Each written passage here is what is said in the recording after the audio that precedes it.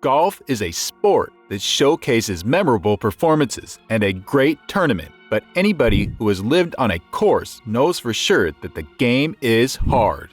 But, as the saying goes, nothing in this world is perfect, and even the finest golfers in the world will eventually fall victim to mishaps. For each dozen ways to succeed, there are a dozen ways to cheat.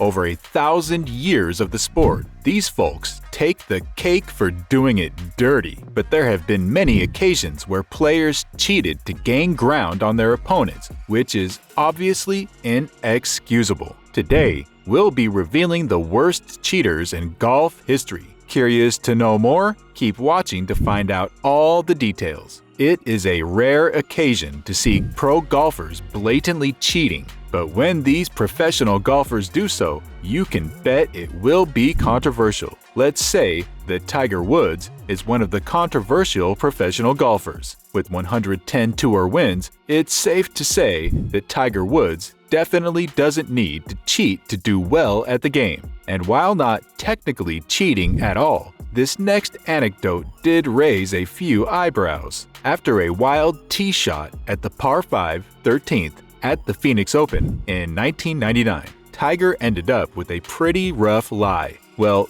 and an almost impossible lie, as it was up against the boulder. He would have to drop a shot to get back onto the fairway. But Tiger's fans came to the rescue. While none of them, nor Tiger, actually touched these balls, they did find a way around the problem. They decided that the best course of action would be to physically remove the boulder out of the path of Tiger's next shot, following the boulder removal team doing their thing. Tiger was presented with a clear line to the green and even made a birdie. This is still spoken about today and was very controversial at the time, because the size of his gallery gave him a clear advantage. So whilst not technically cheating, it was definitely cheating. Cheating is cheating. But do you guys remember Lexi Thompson, who was caught by a snitch on TV? Oh, sorry, an eagle-eyed snitch. Thompson was caught by an eagle-eye viewer back in 2017 on TV who had noticed that the LPGA star had replaced her ball incorrectly, signing an incorrect scorecard, so she emailed in to snitch on her. I know that's a little crazy, right? But the fan actually caused Thompson a major title,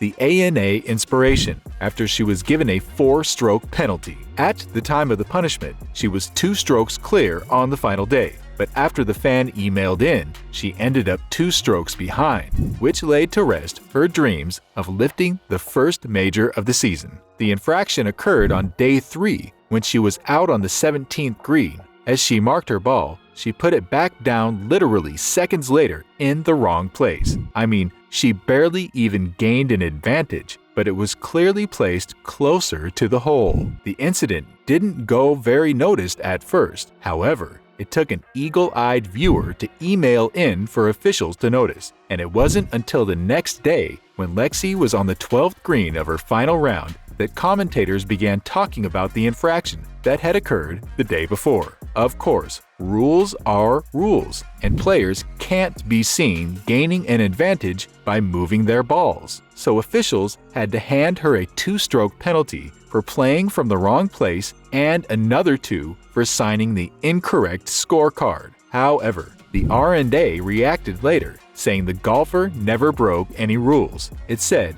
as part of its conventional TV review procedures, the R&A viewed Thompson's action before she played her second shot at the 16th hole in the first round. After a review, it was determined that although she moved the ball, it returned to its position. Therefore, there was no breach of Rule 8.1. Coming up next is Arnold Palmer. Palmer was the sport's golden boy from the late 1950s to the 1980s, but some have suggested that his first ever Masters win back in 1958 was won by cheating at the par 3 12th of the world-famous Amen Corner, the name which was actually coined that tournament. Palmer hit his tee shot toward the back of the green, which he says embedded itself in the mud between the fringe and the back bunker. Palmer assumed that it would be a drop without a penalty due to the nature of the lie. but the official demanded that Palmer replay it, saying that it was half-plugged. Although he initially resisted, he was, however, forced to play it, and after barely moving the ball, he received an uncontested free drop.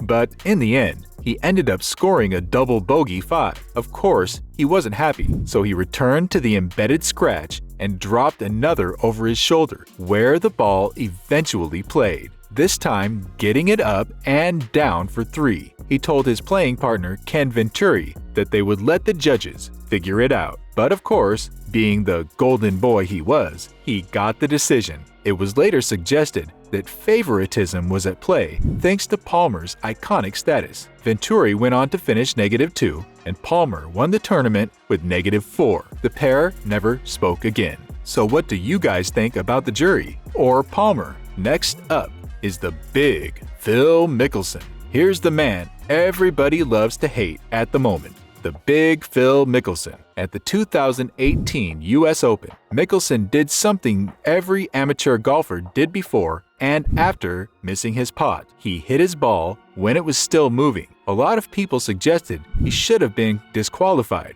but by the time his egregious foul came about, he was way off the pace on the third day of the competition. At par 4, 13th at Shinecock Hill, Phil missed a relatively routine 7-footer, and it carried on rolling down the hill. He jogged past the hole toward his ball and hit it back towards the hole as it was moving. It was basically what kids do when they see their ball heading off the green and towards the rough. After finally holding out for a 10, he was slapped with a 2-stroke penalty. And while he could have just been disqualified, he actually wasn't. Mickelson later revealed that he knew what he was doing, which angered players even more. He said it was meant to take advantage of the rules as best you can. In that situation, I was just going back and forth. I would gladly take the 2 shots over continuing that display. Okay then, what do you make of Mickelson's antics? One player who incurred the wrath of the tour is Vijay Singh, who admitted to using deer antler spray. The deer antler spray is one of the most talked about substances in golf's performance-enhancing drugs debate. It is known to contain IGF-1, which is a banned substance. While denying knowing it contained IGF-1, Singh said, "While I've used the deer antler spray, I wasn't aware that it contained a substance that is prohibited under the PGA Tour anti-doping policy." However, Ving avoided the ban as it didn't contain enough of the substance to trigger a positive result. So what are your thoughts on performance-enhancing drugs in golf? Next up is Jane Blaylock, so stay tuned. Blaylock was basically the Lee Westwood of her day. She had plenty of tour wins, but could never quite get over the line in a major tournament. Blaylock once went 299 tournaments in a row, making the cut, which is some achievement. The 1969 Rookie of the Year is a name that most people associate with the fantastic accomplishment she achieved throughout her career. But sadly, it really didn't pan out that way. Blaylock is more associated with cheating thanks to her reputation of illegally marking her balls on the green and improving her lies. Fortunately, her lies ultimately weren't good enough, and she was caught. She received a suspension for her underhanded tactics, which resulted in a bitter lawsuit against the LPGA. Patrick Reed is coming through now, so stick around. Patrick Reed has been known as a cheater from his college days to date. The 2018 Masters winner, Reed was handed a 2-stroke penalty for improving his lie on a bunker in an event in the Bahamas back in 2018. Brooks Koepka had claimed that his Ryder Cup teammate was building sandcastles in the bunker to improve his lie, and the tour slapped the then Patrick Reed with a 2-stroke penalty. Reed had clipped sand in a waist area while practicing a swing at the Hero World Challenge, but immediately denied doing anything wrong. After that, Patrick was heckled by fans a week later at the President's Cup meeting, where his caddy was handed a brief suspension for snapping at one fan who had gone a bit too far. Brooks Koepka wasted no time offering his take on the Reed cheating scandal, saying, "I don't know what he was doing building sandcastles in the sand, but you know where your club is. I took 3 months off, and I can promise you I know if I touch the sand. If you look at the video, obviously he grazes the sand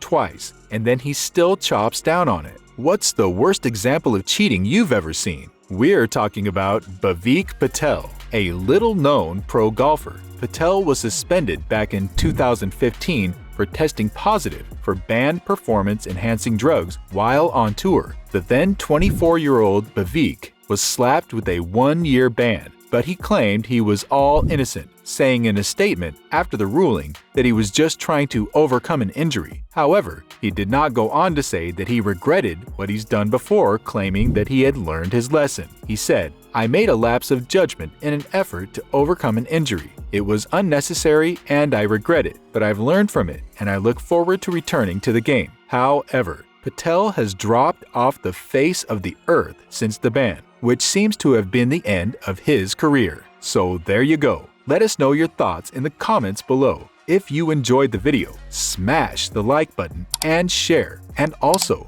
why not subscribe to our channel so you don't miss out on any more great content we bring you guys in the future. Later, guys.